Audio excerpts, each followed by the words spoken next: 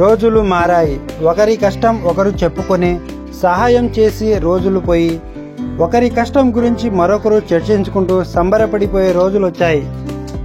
రేపు బాగుంటుంది అనే ఆశ ఒకవైపు, రేపైనా బాగుంటుందనే ఆందోళన మరోవైపు. ఏంటో ఈ జీవితం.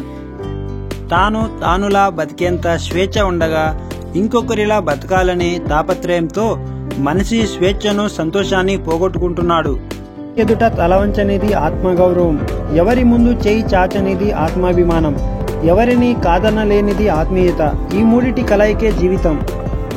నిన్ను ఇష్టపడే వాళ్లను వాడుకోవద్దు, నీ అవసరం ఉన్న వాళ్లను తప్పించుకొని తిరగవద్దు, నిన్ను నమ్మిన వాళ్లను మోసం చేయవద్దు, నిన్ను గుర్తుంచుకునే వాళ్లను మర్చిపోవద్దు. ఏ పని లేకుండా ఖాళీగా ఉంటే ప్రతి అడ్డమైన పనికి మనల్ని వాడుకుంటారు ఈ జనం. అందుకే ఖాళీగా ఉండక మనకు వచ్చిన పనో నచ్చిన పనో చేయడం అలవాటు చేసుకోండి.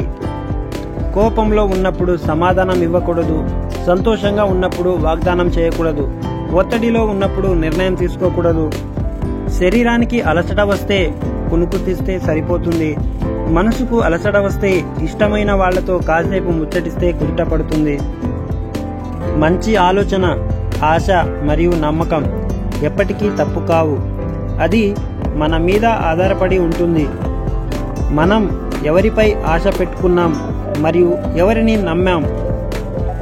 సంస్కారాన్ని నేర్పని చదువు, సమస్యని పరిష్కరించలేని తెలివి, అవసరానికి ఉపయోగపడని డబ్బు, కష్టాల్లో తోడు లేని బంధాలు వ్యర్థంతో సమానం.